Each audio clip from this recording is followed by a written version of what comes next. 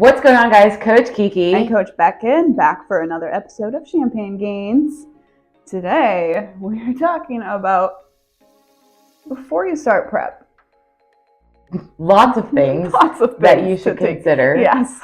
I think whether you're a brand new competitor or have competed before, these are all very important things that you need to make sure that you are in line before you start prep. And just some good reminders for some seasoned competitors who may just kind of want to prep all the time, or keep going and going, and then you kind of forget about some of the things that's like, oh, maybe I shouldn't do this, or maybe I should think about this before I actually dive into this prep. Mm-hmm. Yeah.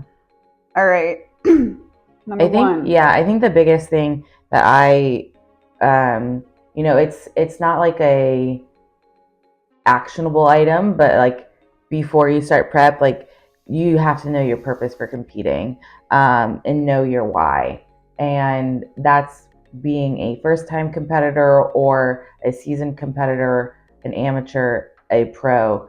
Know your why, and that why can shift throughout your time as being, a competitive bodybuilding athlete.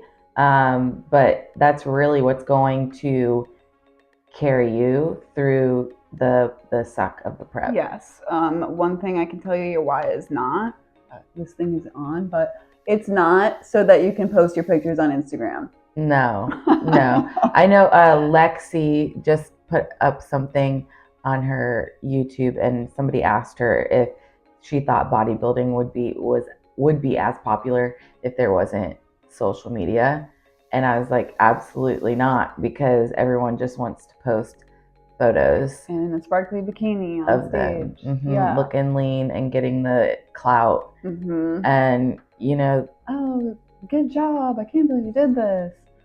Well, that's really not what most people are saying to you during a prep. They're like fucking questioning you all the time. Yeah. So they're gonna question you all throughout prep. And then you're going to post the picture and they'll be like, oh my God, you did it. Yeah. Gosh. So yeah, like, and your why can be, a multitude of things. It can be, I don't even know. It's like, you have to do it for you, obviously. It proved to yourself that you can do hard things. But I don't know what my why when I started. It was for pictures, 1000%. But like, that's not why I'm still doing it. No, yeah, like, that's why I love it. Shift. Yeah.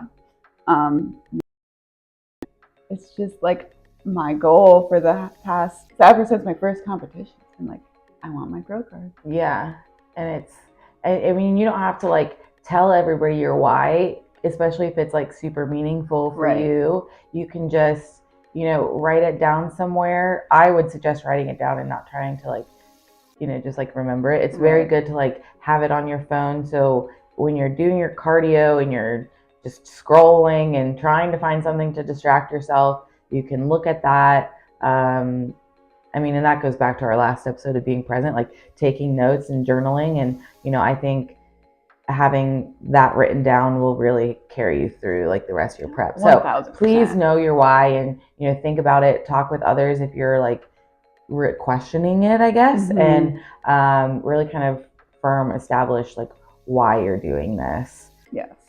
So that will carry you through the hard times. Yeah.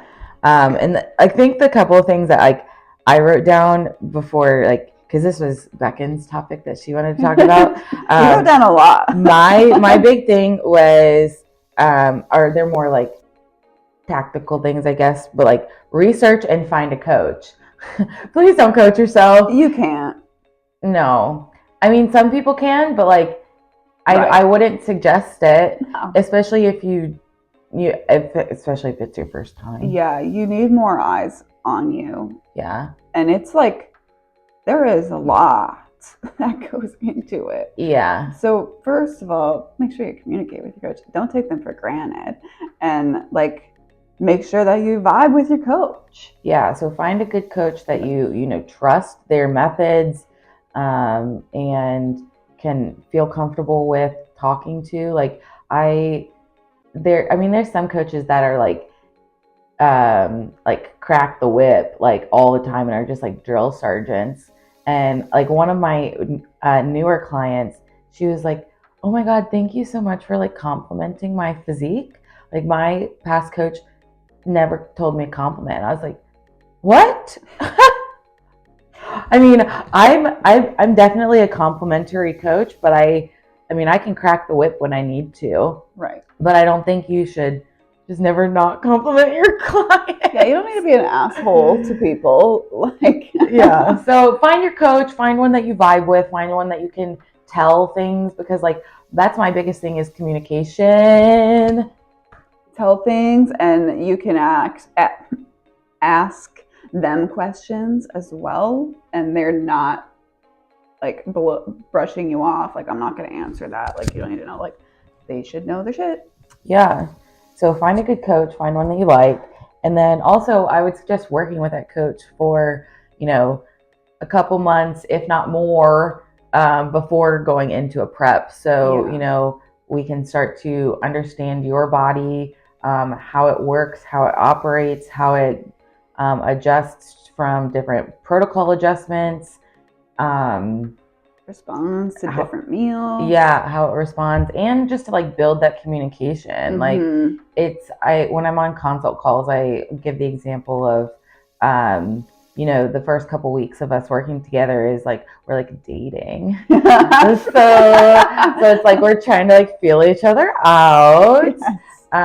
With, you know, how we communicate, how much communication do we want.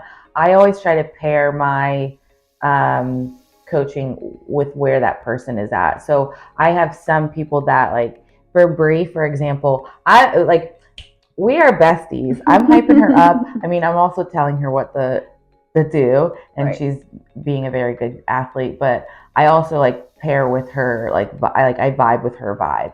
But then I have some clients who are very like, I think she works in like IT or tech, and is like her check-ins are very much this is what I did, this is how it's going, this is what it is, and like that's my response is like this.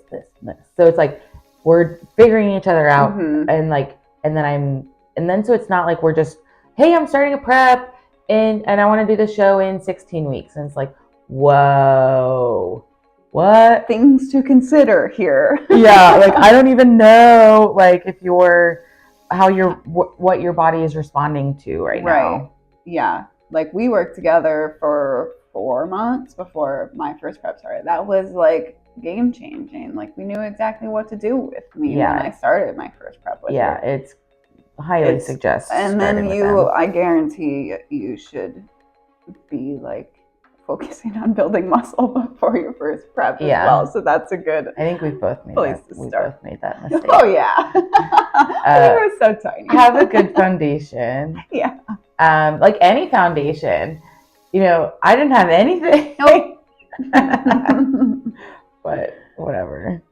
I had a good foundation. It was just lost with my first coach. Yeah. So yeah, whatever. And then going on to like having that muscle foundation built is having your calories in a really good place before you start prep. You know, whether you're coming to us being a first-time competitor or you've been competing before, like you really need to work those calories up.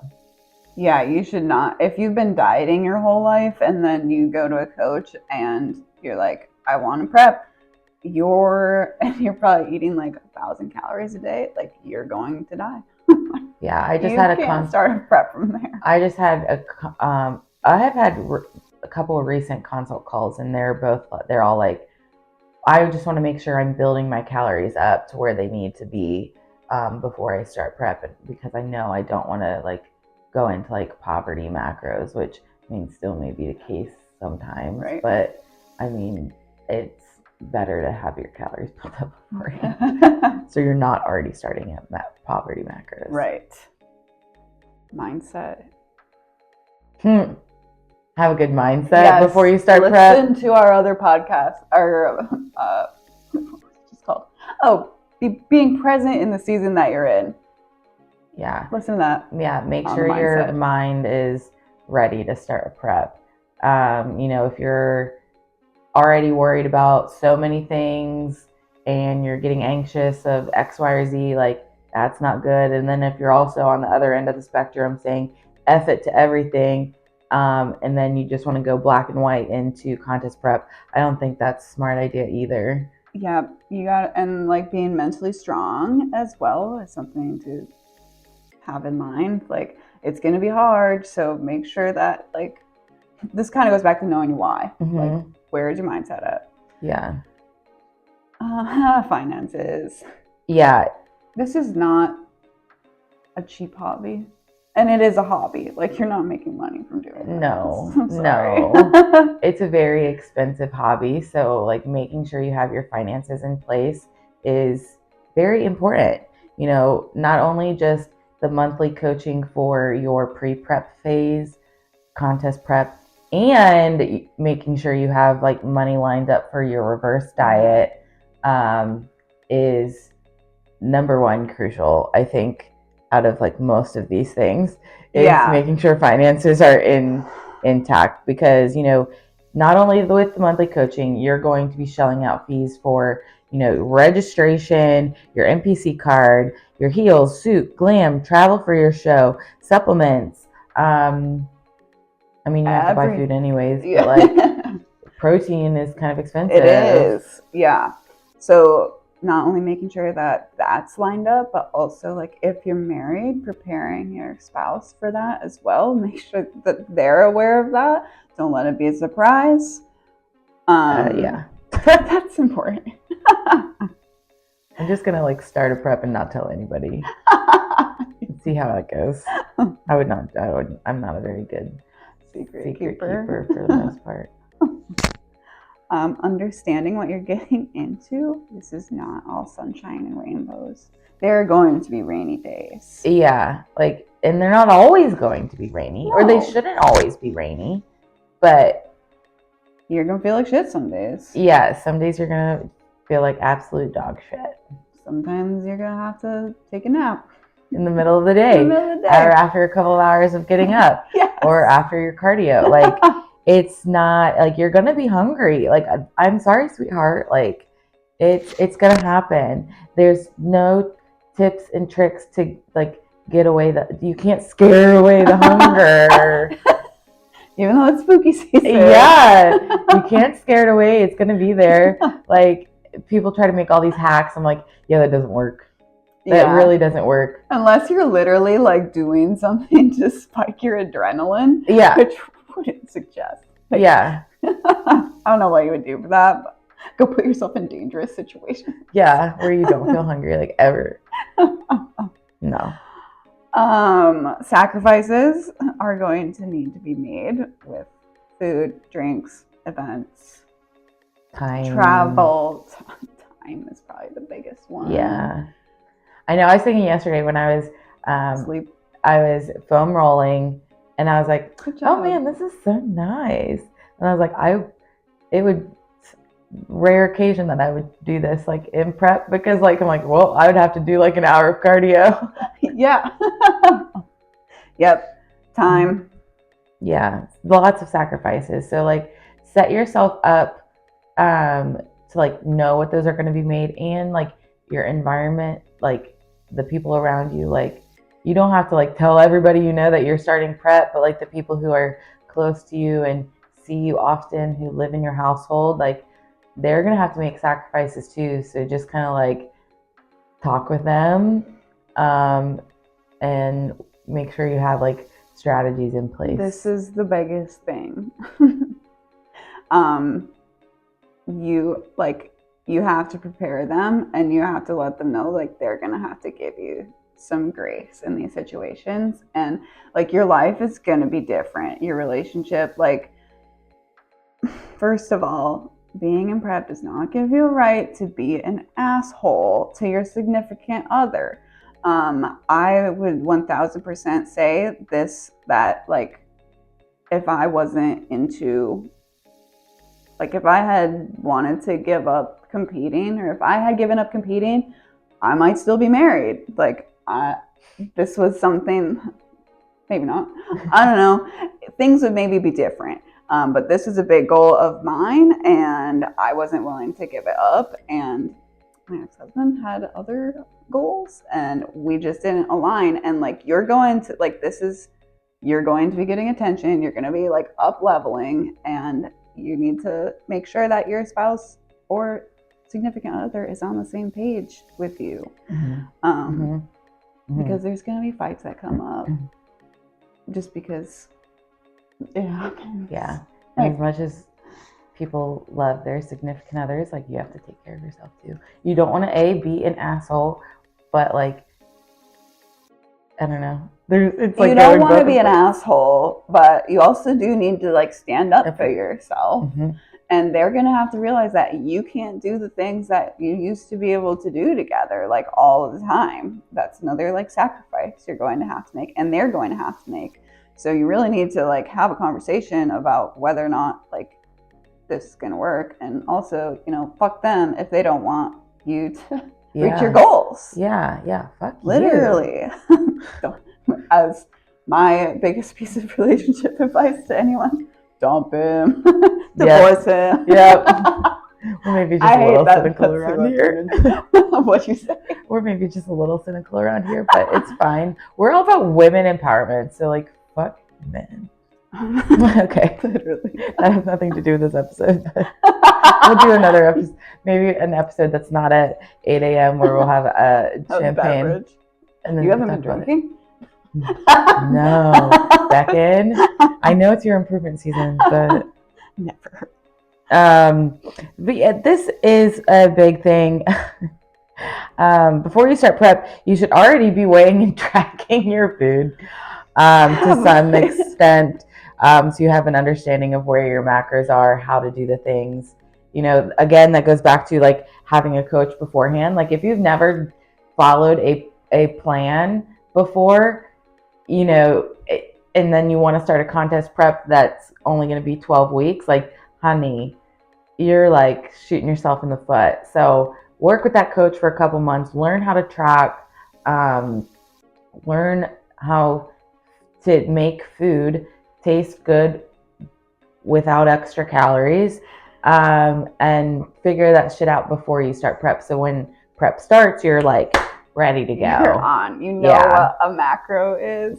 And even if you do have a meal plan, like, you should know how to make your food. Like, if you read a meal plan, it says like egg whites, please don't drink the egg whites. Like, just like these basic things that I mean, like, that's really dumb if you just drink egg whites. But like, basic things take some time to figure out, like, how to make your food. Or like, I just had someone this morning talking to me about like cooking rice and how to track that. Like, that's confusing. We have a YouTube video. I sent her that. There you go, on how to track rice. But just like little food things, you know, it's really important that you don't just like start. Just to start. Yeah. I feel like that would be so overwhelming. Oh my God, I could never. No. That would be wild. I think I started tracking macros in 2014, and I started prep in 2017. Yeah, I figured it out for myself beginning of 2020. Like, that's when I learned about macros. And then at the end of 2020, I did my first show. But yeah, I mean, apply yourself. Please learn those things before you start prep. This kind of goes into like talking with your whatever. Are you in a stressful season of your life? Because that is not the time to start a prep. You got to really evaluate like what's going on, what's coming up, like what do you want to enjoy. That was another like thing with my coming prep. Like, I wanted to do the Arnold, but like that wouldn't have been the time for me to compete.